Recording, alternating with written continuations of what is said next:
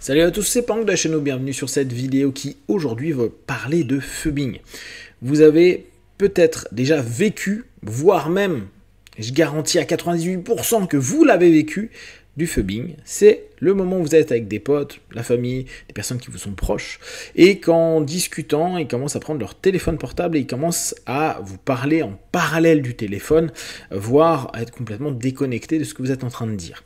C'est une problématique qui est de plus en plus étudiée. En l'occurrence, j'ai trouvé un article dans Psychology Today qui en fait référence, et je trouve que c'est intéressant parce que ça rejoint la réflexion que je vous partage assez régulièrement, où il est peut-être aujourd'hui nécessaire pour chacun d'entre nous d'être de plus en plus focalisé, d'être capable d'être de plus en plus attentif à ce que l'on est en train de vivre, plutôt que de partir à gauche à droite. Deuxième chose qui me semble importante aujourd'hui dans le quotidien, c'est la qualité d'attention que vous allez offrir aux gens.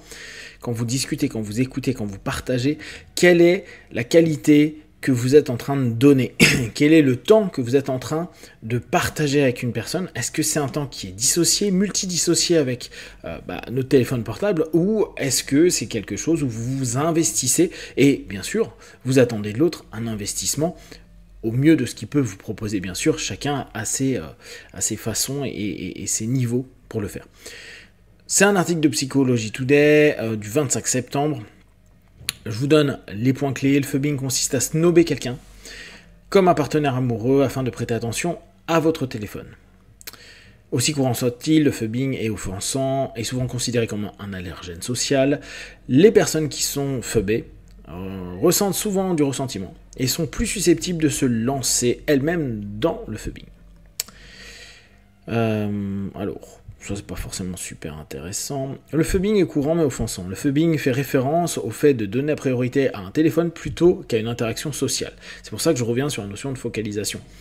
Bien sûr, il y a des moments où on attend des appels, où on a des choses assez importantes qui nous passent par la tête, et peut-être qu'à ce moment-là, c'est nécessaire de prendre le téléphone, mais la plupart du temps, quand on est avec des personnes avec qui on veut passer un moment de qualité, il y a peu de choses qui est primordial sur le téléphone portable. Hormis peut-être des informations, mais hormis ça, il n'y a pas grand-chose. Aussi omniprésent que soit le téléphone de nos jours, la pratique du phubbing reste un faux pas social. Certaines personnes y voient une allergie sociale, un comportement irritant dont les effets sont de plus en plus graves à mesure que le délinquant phubs encore et encore au fil du temps. Donc vous devenez délinquant, pensez bien à ça. Ils blaguent pas sur les mots.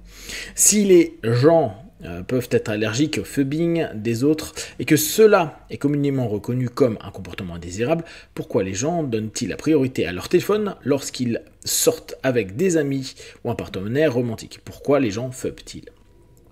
Phubbing est tellement tentant. Bon, globalement, ils vont dire que c'est parce qu'il y a de la stimulation, il n'y a jamais d'ennui et que c'est très très bien fait. Maintenant, le portable nourrit énormément la dopamine et tout ce que ça va nous donner à ce moment-là. Donc pensez à l'attention moderne créée par l'accès à un téléphone à tout moment, n'importe où, même en présence d'autres personnes. Votre cerveau sait que votre téléphone est une source inépuisable de stimulation, proposant des SMS, des mails, des actus, du sport, des mises à jour d'amis, des photos, des vidéos, des jeux, etc., etc. Tout ce que vous avez à faire est de regarder. Les téléphones peuvent répondre rapidement à de nombreux besoins en répondant à vos questions, en attirant votre attention, en vous permettant de travailler et en vous aidant à vous sentir connecté. Donc, on sait très bien que le téléphone a beaucoup d'aspects très positifs. Et même si beaucoup de personnes vont dire aujourd'hui, vous êtes trop devant les écrans, les enfants aussi, etc., etc. Ok, mais quand tu es seul chez toi ou que tu n'es pas en interaction, pourquoi pas? Avant, les gens passaient leur temps sur la télé et ils pouvaient passer, ils rentraient chez eux, le premier truc qui s'allumait c'était la télé. Bon, ça a fait des études, mais moins qu'aujourd'hui. Donc pourquoi pas quand on est isolé, on est seul, why not? Bon, là encore, il y a plein d'études. On sait que c'est pas top justement pour l'attention, mais why not? Mais quand il y a du monde, ça devient problématique. Soulignant l'idée selon laquelle le téléphone répond à un besoin, l'ennui prédit le phubbing, peut-être parce que l'ennui prédit la solitude et la peur de passer à côté. Donc on sait, on arrive aussi sur la peur de louper une information, le FOMO. de difficultés que l'accès à un téléphone pourrait soulager. Pour toutes ces raisons, l'attraction d'un téléphone est forte, ce qui fait du phubbing un comportement tentant. Mais lorsque l'attrait d'un téléphone est plus séduisant que celui d'un partenaire romantique, on peut le prendre de façon générale, que les potes avec qui vous êtes ou la famille avec qui vous êtes, le bien-être relationnel peut en souffrir, ce qui est cohérent. Phubbing prédit une qualité relationnelle inférieure, ce qui est cohérent si tu ne portes pas attention. Et là je reviens sur les interactions de qualité. Mettez de la qualité, peut-être moins d'interactions, mais mettez plus de qualité quand vous êtes avec les gens, mettez plus d'énergie, d'attention. Écoutez plus, parlez plus profondément, créez de l'intimité si on reprend les notions d'analyse transactionnelle.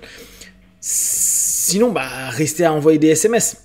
Il y a peut-être cette question à se poser, à se dire, bon, est-ce que je vais passer du temps avec des gens, ou c'est juste passer du temps, donc c'est faire les jeux, si on reprend la T, ou est-ce que je vais chercher de la qualité? Ça peut être très intéressant à chaque fois que vous allez avoir une interaction.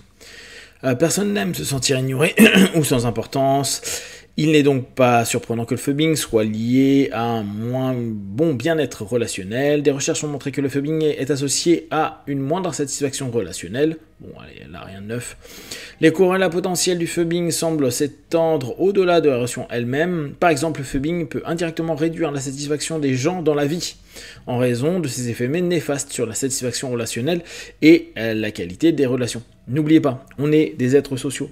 Qu'on l'accepte ou pas, qu'on aime ou pas, on l'est, et si on accepte d'être avec du monde, la qualité, l'énergie, le temps que l'on passe avec ces personnes-là doivent nous rapporter quelque chose. C'est toujours du ROI.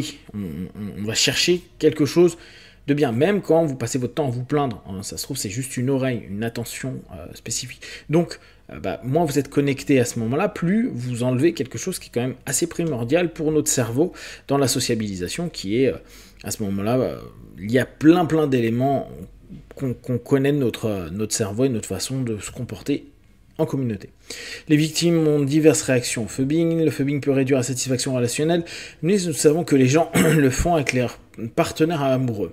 De nouvelles preuves témoignent des réponses de ces victimes du phubbing. Premièrement, les chercheurs ont documenté que les victimes du phubbing réagissent de diverses manières lorsqu'elles sont phubées. Donc attention, quand vous phubez, il y a possiblement la vengeance, à savoir les jours où ils perçoivent davantage de phubbing de la part de leur partenaire romantique, les gens ont tendance à ressentir plus de ressentiments, expérimenter une plus grande curiosité quant à l'utilisation du téléphone d'un partenaire, riposter en s'engageant dans leur propre utilisation du téléphone. C'est la guerre de « Ah ouais, tu me parles pas, je vais pas te parler, et je prends mon téléphone ». Ce dernier point représente une nouvelle hypothèse du chercheur. Les partenaires romantiques qui ont remarqué plus de phubbing étaient plus susceptibles d'indiquer qu'ils décrochaient leur propre téléphone en réponse. Ils répondent immédiatement à leur partenaire. Ouais, en gros, c'est du mirroring. Les représailles se produisent dans les situations spécifiques. Une mentalité de représailles est problématique pour le bien-être relationnel. Alors pourquoi les gens le font-ils ? Il y a plusieurs raisons. L'ennui, imaginez passer du temps avec votre partenaire qui est au téléphone plutôt que d'interagir avec vous. L'ennui semble être une réponse naturelle. Les gens ont rapporté que l'ennui était une forte motivation pour leurs représailles. Mais fait intéressant, au quotidien, l'ennui ne se présageait pas de représailles. D'accord, c'est le téléphone qui va faire que tu te sens que tu t'ennuies, donc tu te venges, alors que parfois, juste t'ennuyer, alors que tu es peut-être avec tes potes ou ton partenaire, ça ne te posait pas plus de problème que ça, vous trouviez une solution.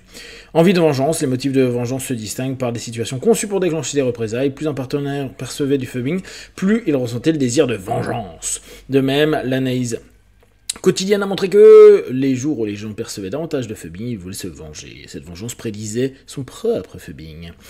Envie de soutien, l'expérience ennuyeuse d'être phubé peut inciter le partenaire romantique à se tourner vers d'autres personnes, et non vers son partenaire. Ce besoin de soutien semble prédire. Donc attention, ceux qui ont peur de se faire tromper et tout ça, arrêtez de phuber quand vous êtes avec votre femme ou votre mari, parce que ça se trouve, ils vont se dire, mais moi je veux de l'écoute, de la qualité, et je vais aller voir ailleurs. Et vouloir l'approbation face au rejet provoqué par le phubbing, les gens signalent un plus grand désir de se tourner vers des personnes autres que le partenaire pour l'approbation.